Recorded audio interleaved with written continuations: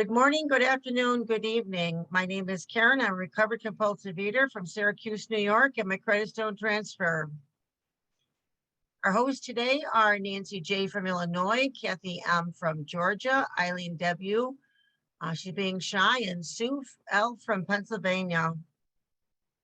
The duration of the big book study will be recorded.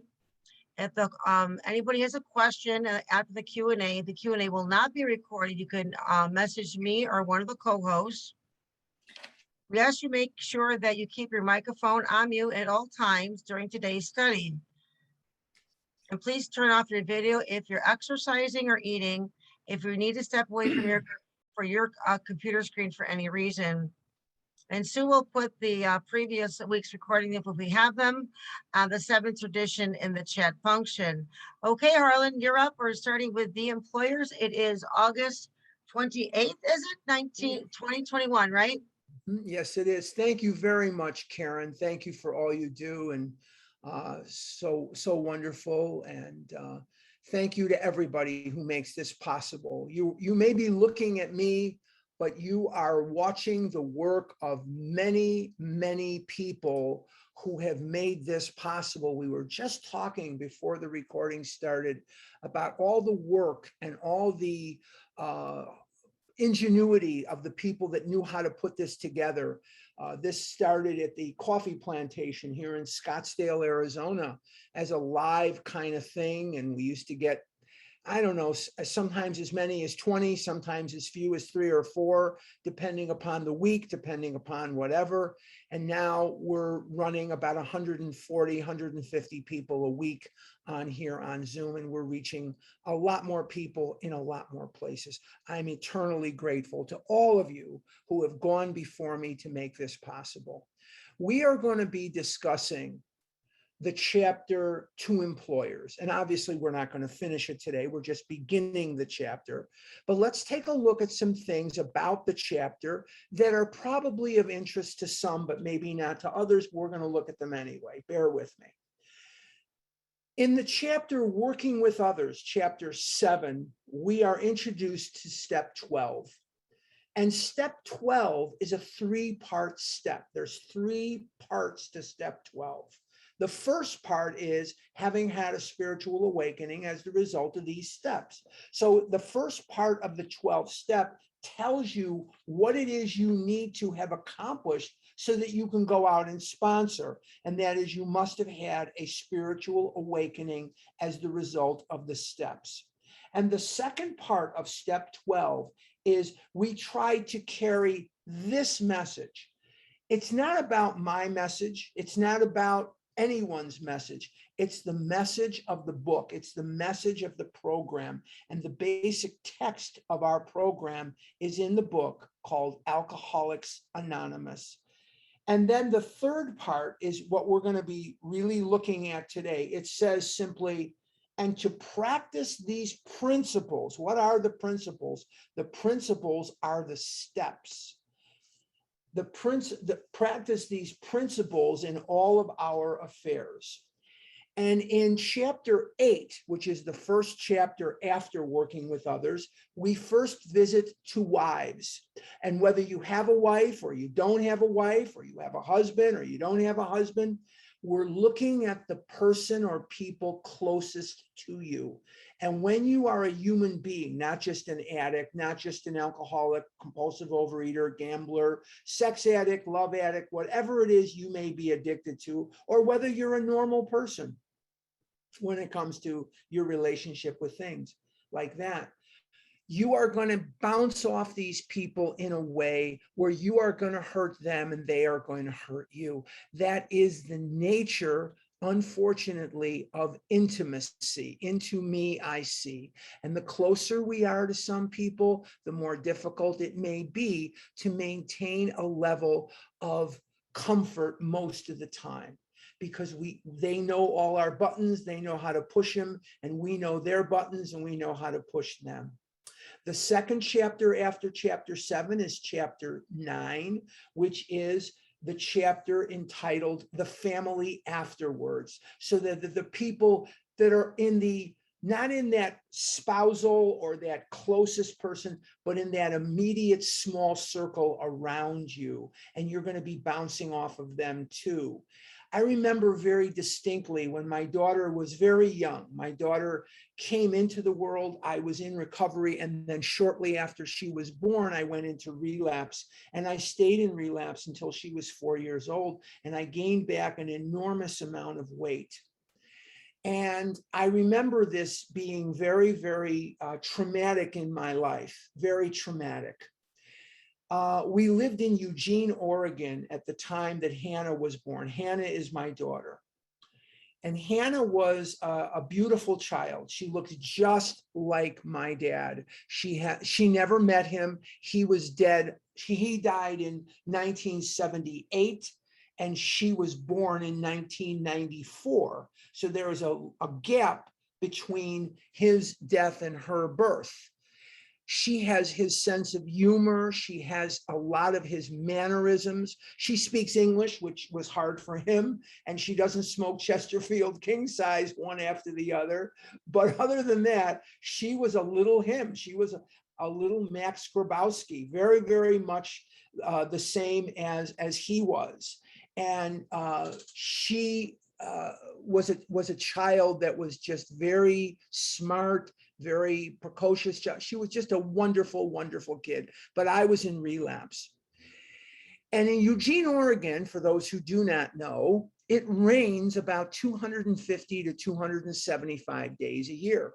And this was a very rainy Tuesday. And my Hannah was 4 years old. And Halloween that year was on a Saturday night. And my Hannah was a student. She was a kid at something called the Big Little School. And the Big Little School was a nursery school that she attended so that my wife could have a little bit of a break. My wife was a stay-home mom the first 7 years of Hannah's life, which was great because the business, gave us that. But anyway, that aside, Hannah was crying. It was a Tuesday. Hannah was crying, and I mean crying from the toes. And it was a Tuesday, and I came home. I used to get home from work about 3:30 in the afternoon. I would leave for work about 5:15 in the morning, and I would get home at about 3:30. And she was crying, and my then wife came and says, I want to talk. Whenever a female says, we need to talk, it's never going to be good news. It's never going to be something pleasant. It's not usually good. But anyway, that aside, she said, Hannah doesn't want you to come to the spaghetti dinner on Friday night. Now, the Big Little School for Halloween was having a spaghetti dinner, and then the kids would go to different stations in their costumes, and they would trick or treat at various stations around the school. And the school was housed in a church in Eugene, Oregon. I believe it was the first Presbyterian or something about the first, I don't think it was First Baptist. I think it was like First Presbyterian or something like that in Eugene, Oregon. And there were different stations in the school where the kids were going to trick or treat. They didn't want the kids running like I did when I was a kid, running around trick or treating. So Hannah didn't want me to come to her spaghetti dinner because she was afraid that when the teachers and the parents of the kids that she was friends with and the kids saw how fat I was, it would embarrass her. And she was hurt by my relapse, even though she didn't know the word relapse. She was embarrassed at how fat I was getting. That was in October of 1998. Hannah would turn 4 that year. On December the 29th of that year, still took 2 months. On December the 29th of that year, I experienced my very first day of complete and total, clean, absolute abstinence as it was defined at that time. And I have been abstinent as it was defined at that time ever since that day. Now, the reason I say at that time is because for those who may not know, and this is not going to be good news. As you age, they're going to take food away from you. What you can eat when you're, when you're 40 is not what you can eat when you're 50. What you can eat when you're 50 is not what you can eat when you're 60, and so on. As you age, they take food away from you. I'm sorry to have to tell you that, but it's the truth. So here I was carrying a message of the disease to my precious little baby girl who looked exactly like my dad. And she had his mannerisms, she had his sense of humor, and still does to this day.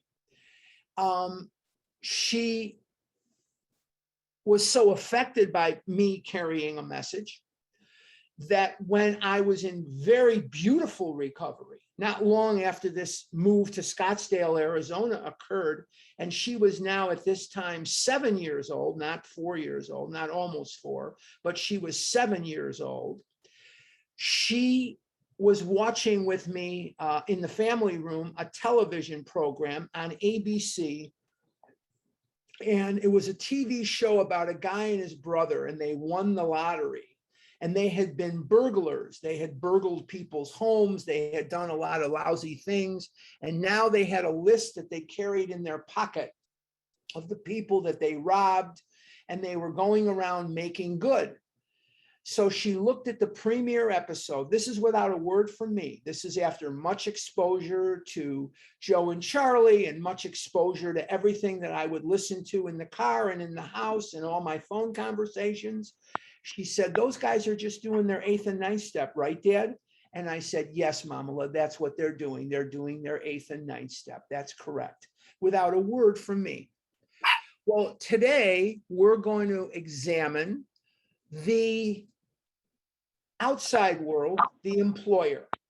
And this program is easiest to practice in the meetings. It's very easy for me to be a good boy, in quotes. If you're listening on podcast, I'm making air quotes right now. It's very easy for me for 90 minutes or an hour a day to be a good boy, right? I can behave for a short period of time.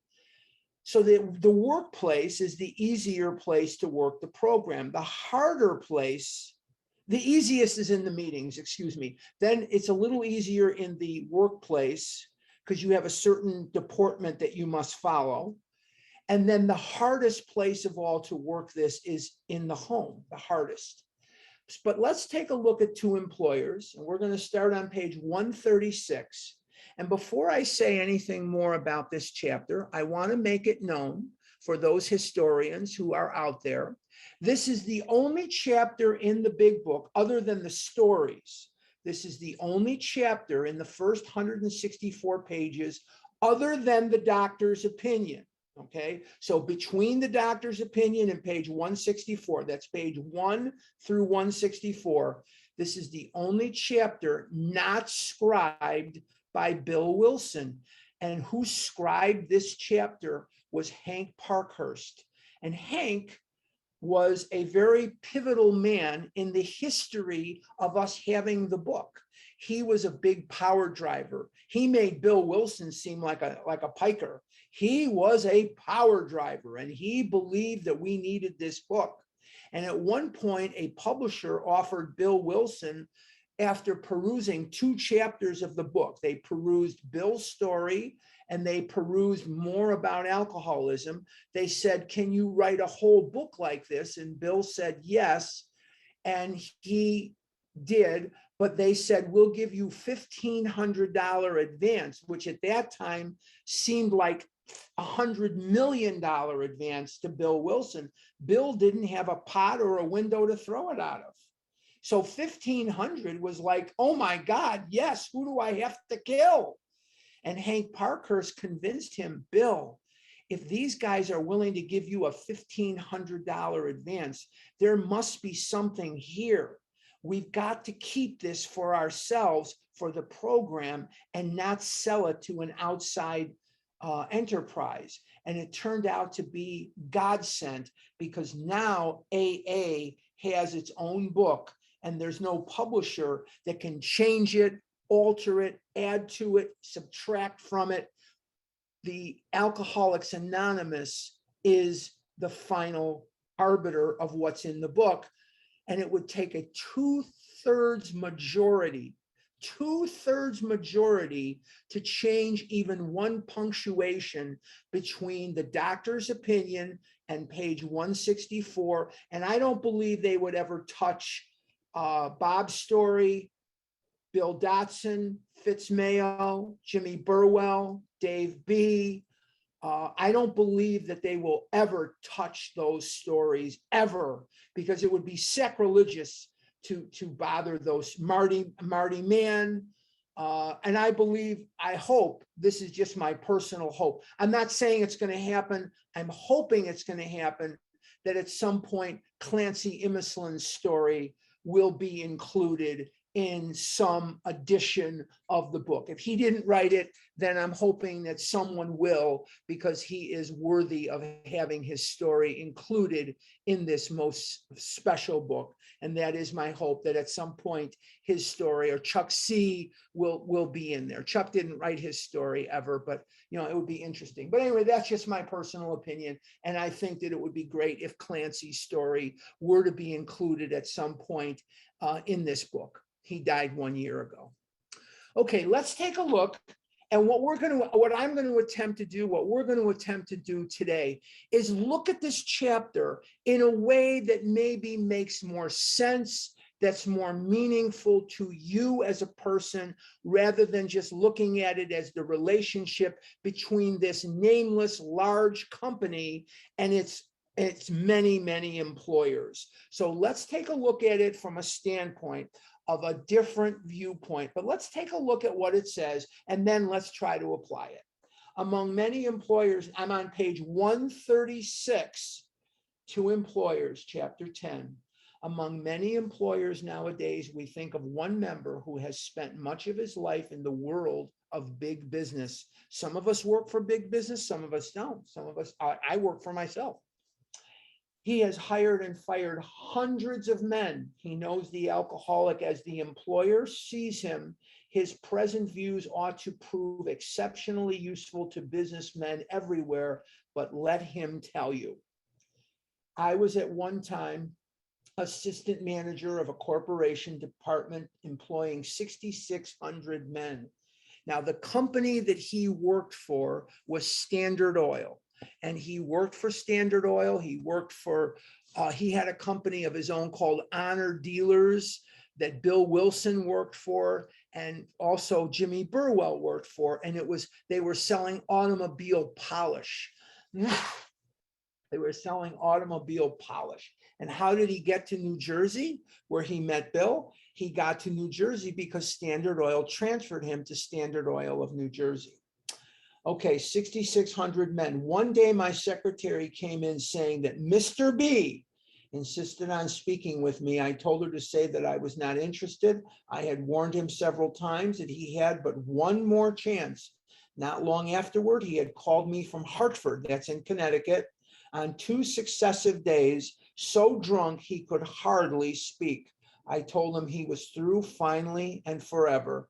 My secretary returned to say that it was not Mr. B on the phone, it was Mr. B's brother, and he wished to give me a message. I still expected a plea for clemency, but these words came through the receiver. I just wanted to tell you, Paul jumped from a hotel window in Hartford last Saturday. He left us a note saying you were the best boss he had ever had and that you were not to blame in any way. Now let's take a look at these paragraphs and let's match it to the lives that we have led thus far. Now, I'm going to make several assumptions. Now, I know that you're not supposed to assume, A-S-S-U-M-E. When you assume, you make an ass out of you and me. I get that. But I'm going to make some assumptions here, and I'm going to ask you to bear with me so I don't make an ass out of you or me. I'm going to assume that if you are here on this meeting, and there are 122 of you here right now, I thank you for attending, but I'm going to assume that things have not gone really well for you. I'm going to assume that none of you, not one of you, came in here on a roll. You came in here because life did not treat you well, that things were just not going the way you had hoped that they would go. So what I'm going to point out is what we can garner from these paragraphs is the horrible and in most cases permanent loss that this disease brings into a life. We have lost time. We have lost opportunity. We have lost dignity, self-esteem. We have done shameful things born out of the defects of character that were accentuated by a disease that wrought into our life at an earlier age than most people suffer from alcoholism or drug addiction or love addiction or sex addiction. Many of us, although not all of us, were highly afflicted, highly affected as children. Some of us not so much, but every single one of us, because of this disease, has left behind relationships, opportunity, dreams, and time. I remember as a child, I developed very, very young age, a very defeatist attitude about life. I saw things as a catastrophe. I knew that success was for others, but not for me. I knew that love and sex and opportunity were there for the thin, there for the fortunate, there for the rich, there for the wonderful, but not for me. I never saw myself in the picture of good fortune. I never saw myself as being able to get the girl. Yeah, I have friends of mine. I'm just going to use that relationship-y kind of thing as an example. I have friends of mine, and most of my friends are married. Most of my friends are, if they're not married, they're hooked up. They would go into a situation where we would see a female, whether we were 30, 13, or 60. And they knew in their mind they could get her to go out with them or get her to talk to them. And I knew in my mind that that would not be possible, that there's no way that she's going to talk to me. I was the fattest person that she had probably ever met. I had then and have now bubby arms and a fat stomach. I don't have a fat stomach anymore, but I had a big rear end. And how was I going to be someone that a female is going to look at and want to get to know as anything but a friend? And so when I say I was emasculated by this disease physically, you can use your imagination to understand what this disease did to me. But I was emasculated emotionally. And this is exactly what I'm talking about. When I say that I was emasculated emotionally, this is what I mean. I didn't dare dream dreams. I didn't dare think that I could do well in school. I did just enough to get by. I was a very, very marginal student at best. I tested well, but I was a very marginal student. And the saddest words of tongue or pen are these few words: it might have been. I could have done so much better with the one life I had. I didn't know how to get out of the way of this disease. And yes, I had some glaring deficiencies in my life. I didn't have the support of my parents. They were dead by the time I was 24 years old. I didn't have any money behind me or anybody, that could push me or help me at all. But what I didn't have was the will, the confidence to overcome these things. And they are overcomable. I don't know if overcomable is a word. They are there to be overcome. I could have done so much better than what I did. And sometimes I look back in my life and I want to cry of where I ended up professionally and where I ended up romantically and where I ended up in a lot of areas in my life. And then I'm reminded that there were things and are things about my life that are not only wonderful, but enviable. I have a lot of friends. My bills are paid. Things could be worse. I wish I didn't have to work anymore. I wish I didn't have to sell on the telephone, which gets tougher every single day. I wish that I had a different kind of life. I wish that I was whatever. But the bottom line is things could be worse. I have health. I walk 3 miles a day, 6 days a week. I'm alive. I'm 67 years old and I'm alive. And I know that may seem kind of basic, but doctors have been signing my death certificate for 40, 50 years. They have been pronouncing me dead for a very, very long time. I'm not a rich man, but my bills are paid. And the only debt that I have no credit card debt at all whatsoever. I ran into a little snafu after the divorce. I started getting some credit card debt, blah, blah, blah. And a friend of mine came forward and found a credit card with 0 interest. I got one of those. I paid the debt down, eliminated the debt, didn't pay it down, eliminated the debt. And I've been debt free. I've been divorced 11 years. I haven't had credit card debt. I pay 0 interest a year in credit card interest because I pay my bill when it comes in. I knock it out paid. I have debt on my house. I paid cash for my car. I bought a car 2 years ago. My little car is out there. My little Honda is out there, and I love my car. My car is great, gets me where I want to go. It's only got like 7,000 miles on it because, you know, during the pandemic, where did I go? And, you know, I don't drive that much anyway. I live in Scottsdale, so things are right here. You know, they're right on top of me. But you know what? My car is mine. I don't have payments on it. Whatever bill comes in, I knock it out. But the thing that I can't get around is that not only did I hurt myself, but I know cosmically I hurt my folks who saw that I was struggling in school, not because I was stupid. I didn't do my homework. I joke about, you know, I don't want any math questions. I could have done algebra. I could have done geometry. All I would have had to do was stop eating long enough to do my freaking homework. And if you just do the homework in math, it's really not that complicated. It's really not that tough.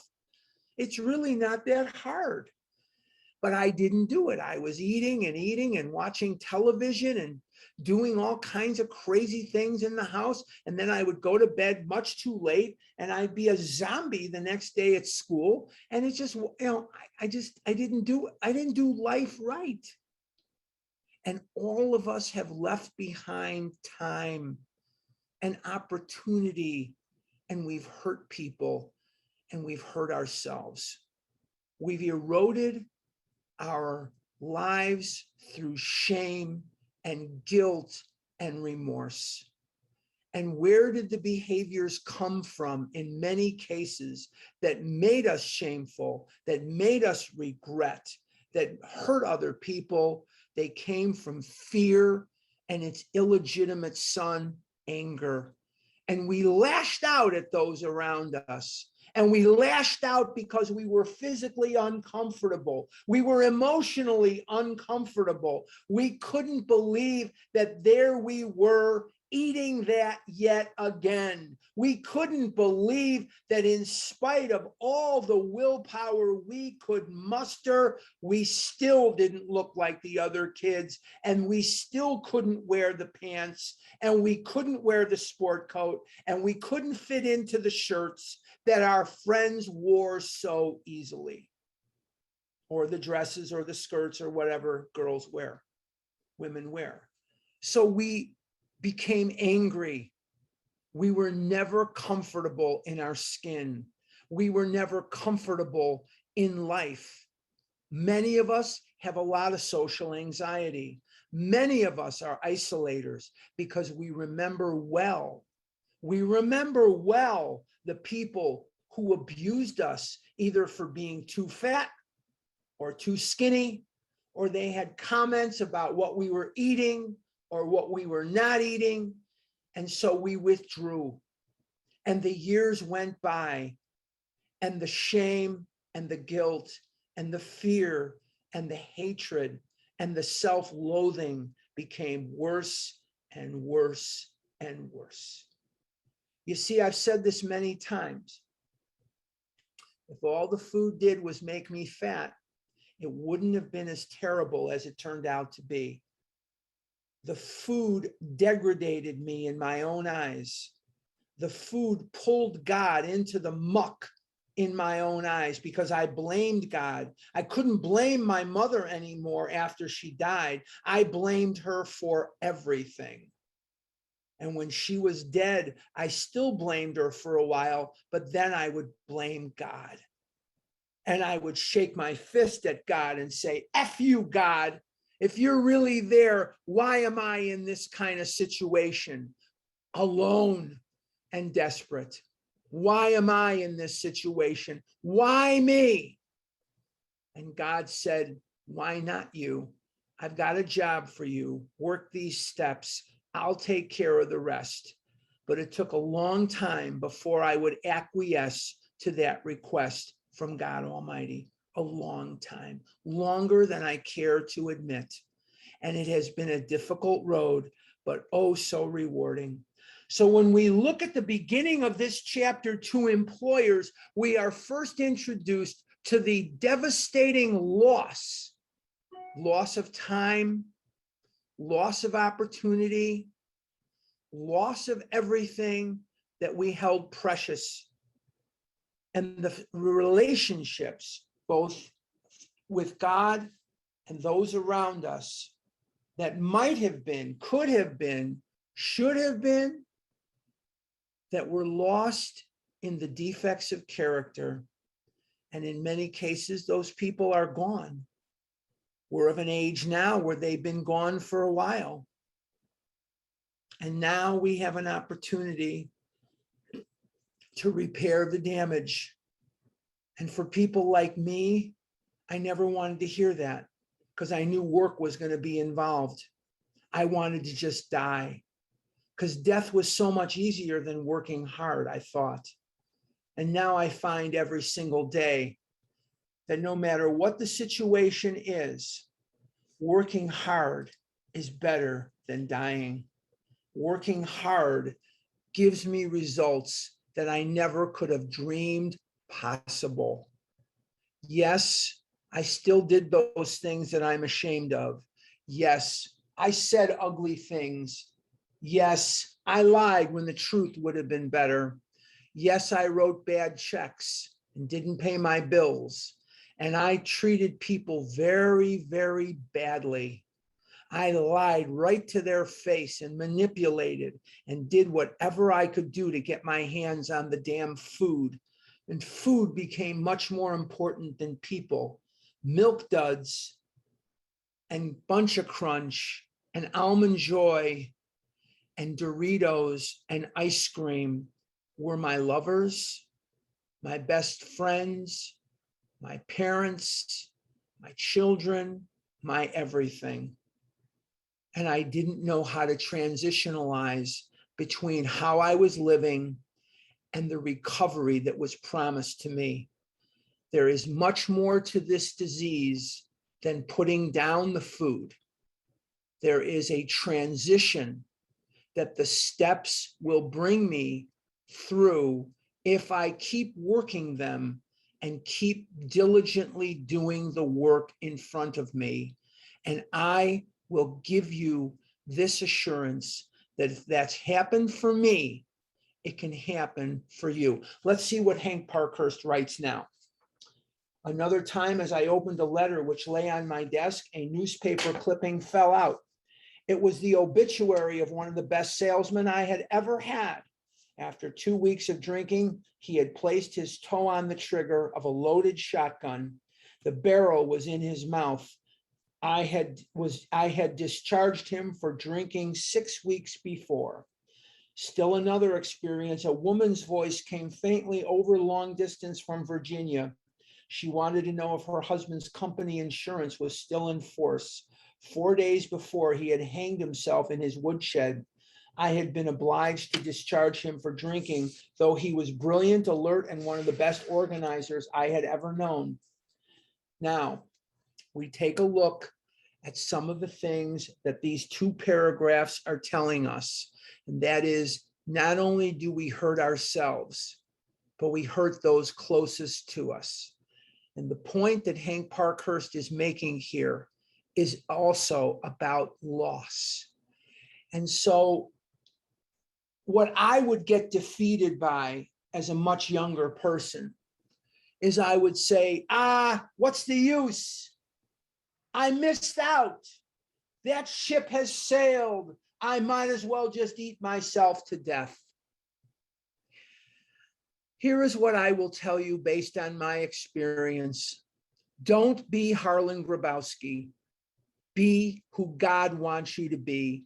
Work hard no matter where you're at. Be you 6 or 60, be you 8 or 80, 9 or 90. Live until you die. When I was a little boy, most of the people that my father would introduce me to were Holocaust survivors or survivors of religious hatred and murder in Europe prior to the Holocaust, as he was. He was the sole survivor of a family of 40 people who were murdered and obliterated off the face of the earth around the turn of the century in 1914 Russia, when it wasn't safe for people like me to live there. And this is what they would say to me with the numbers on their arm. They would say this to me: live until you die. Live until you die. These were people that had seen humanity at its worst. There has never been a greater crime against the human race than the Holocaust. Children, babies, developmentally delayed, handicapped, political prisoners, blind, deaf, anybody that was different, polio, were in those gas chambers. They had seen humanity at its base worst. And there they were telling me, live until you die. What does live until you die mean? It means something different today than it meant then. Then, when I was 9 or 12, it meant get as many Reese's peanut butter cups as you can get. And that's living. That's what was going through my mind. If I'm going to live life to the fullest, then I'm going to amass a large collection of Reese's peanut butter cups and eat them. And this to me was living. What it means to me now is totally different. It means wherever you are, whatever your afflictions, whatever is in front of you, maximize everything that you can maximize, because this is it. This is not a dress rehearsal.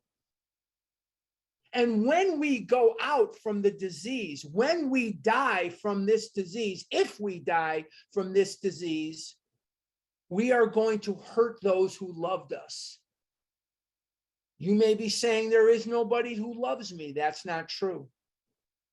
Somewhere on this earth is somebody who loves you. Somewhere on this earth is somebody who will miss you when you die, even if it's just the rest of us.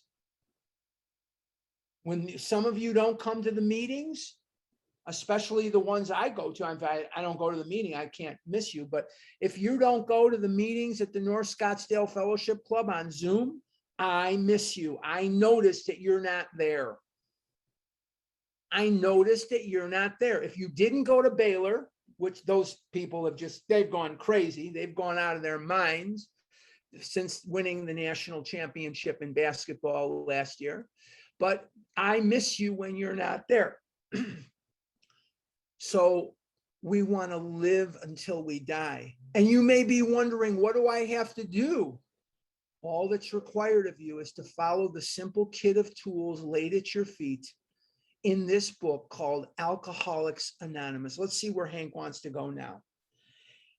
Here were three exceptional men lost to this world because I did not understand alcoholism as I do now. What irony, I became an alcoholic myself. Hank Parkhurst was an everyday drinker. He was a patient of Dr. Silkworth. He will go in eventually to the Towns Hospital in New York City. And actually, for those who do not know, most of the big book was written in Newark, New Jersey at Honor Dealers offices on Walnut Street in Newark.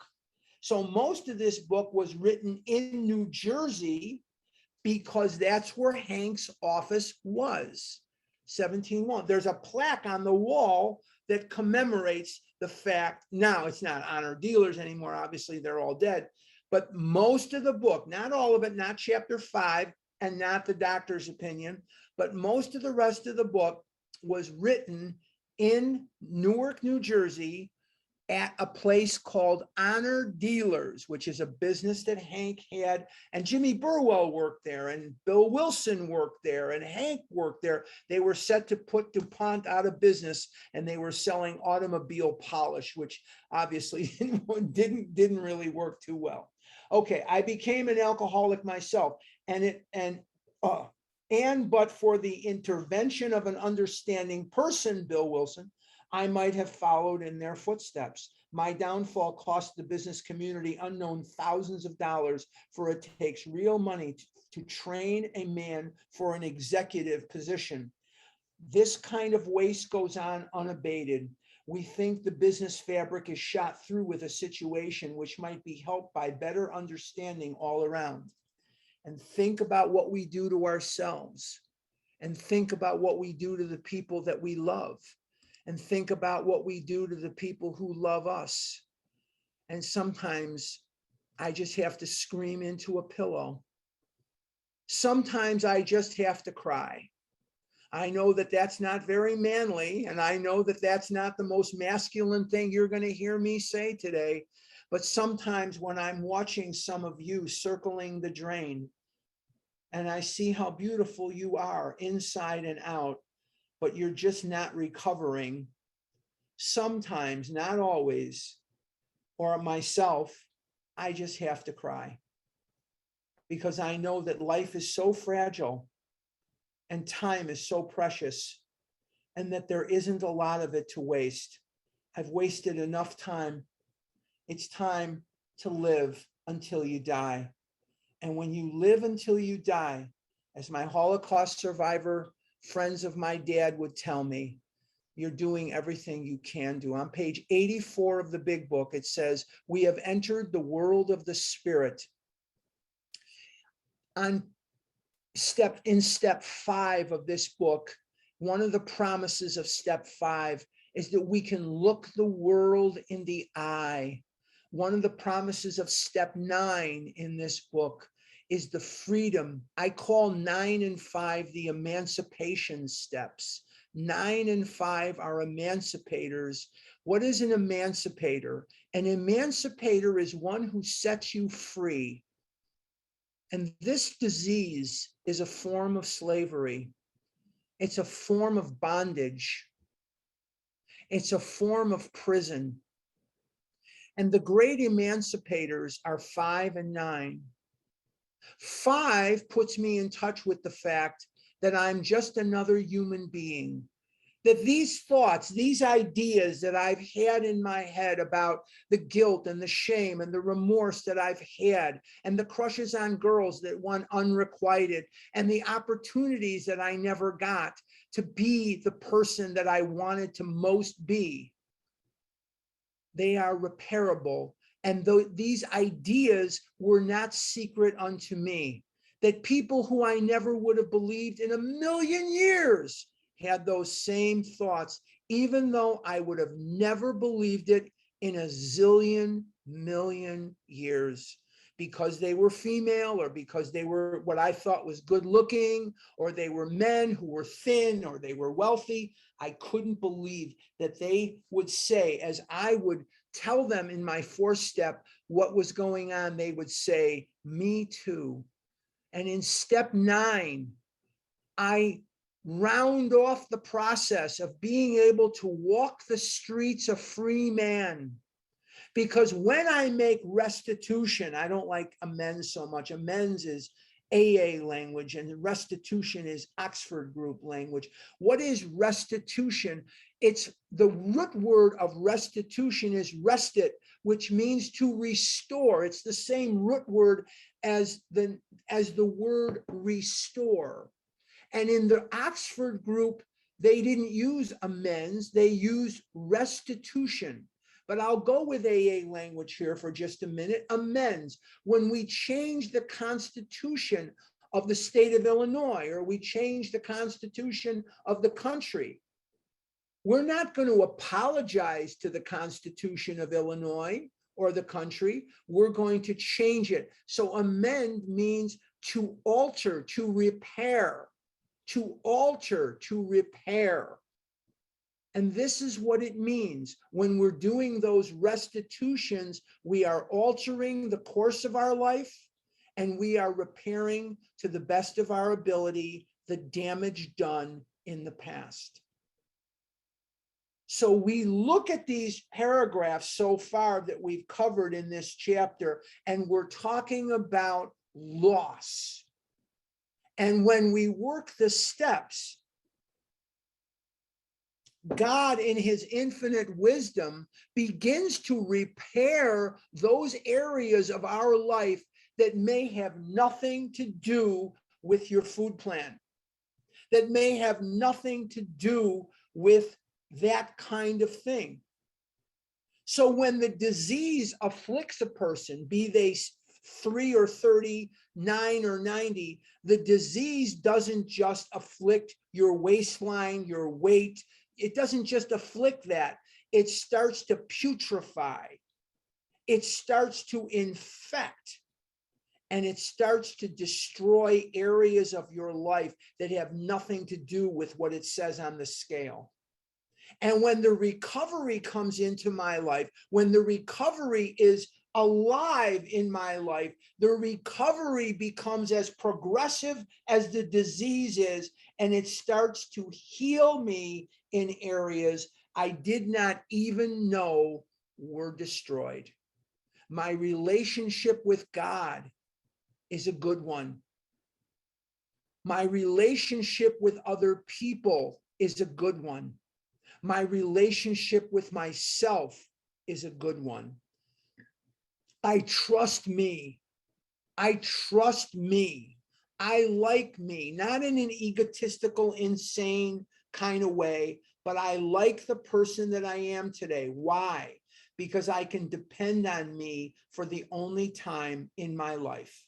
I knew I was lying when I said I wasn't going to eat ice cream anymore. I knew I was lying when I said I was going to do better in school. I knew I was lying when I said half the things or 99% of the things that came out of my mouth.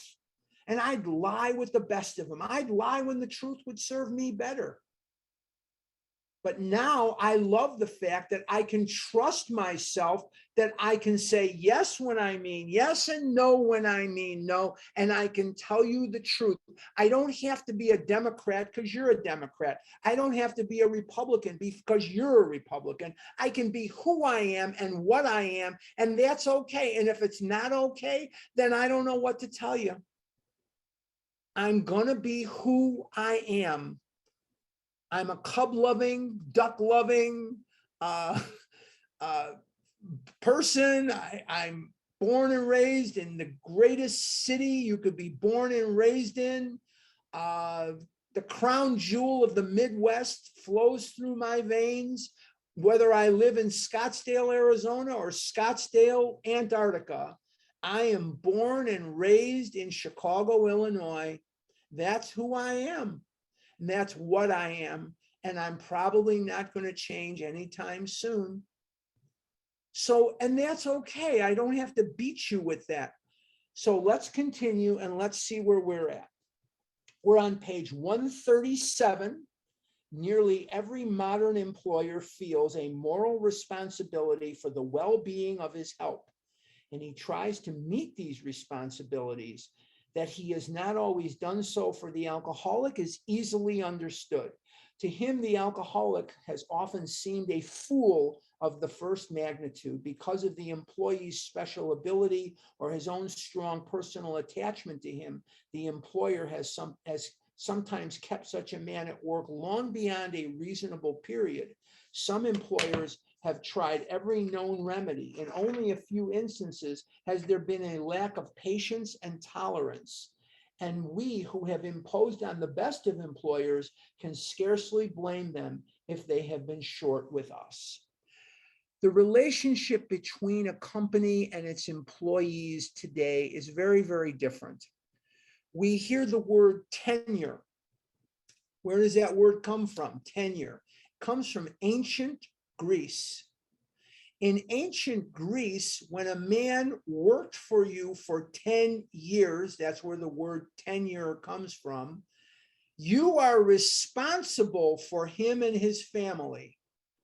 You were responsible for him and his family. So the word tenure comes from that.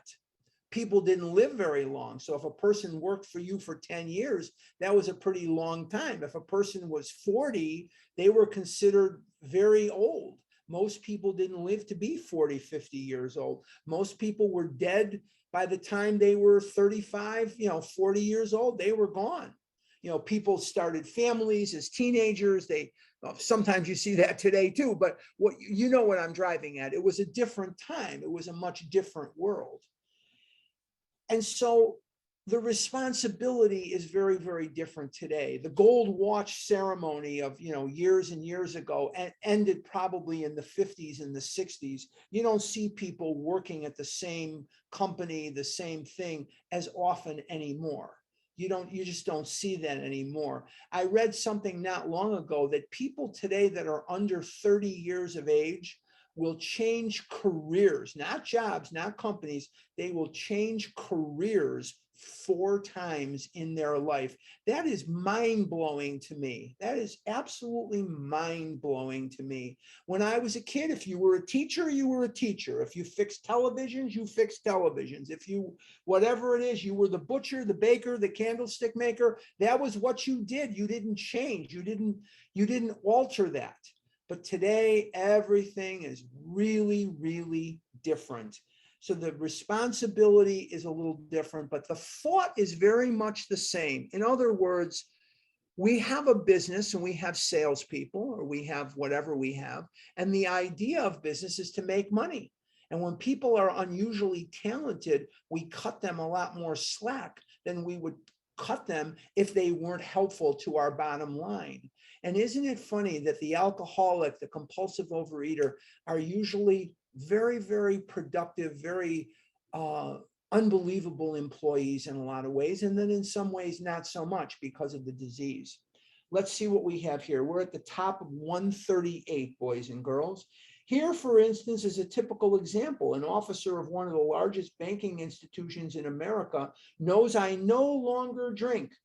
One day he told me about an executive of the same bank who, from his description, was undoubtedly alcoholic. This seemed to be like an opportunity to be helpful. So I spent 2 hours talking about alcoholism, the malady, and described the symptoms and results as well as I could.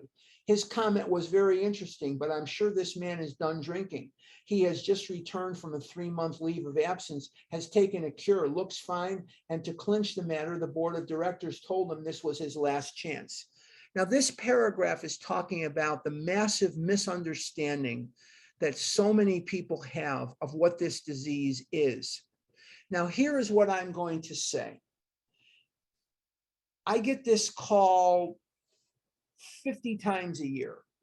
How can I make my husband, wife, children, boss, principal, how can I make this person understand about my disease? And my answer is you can't. I will never understand what it is like ever to wake up in the morning and want to stick a needle in my arm full of heroin.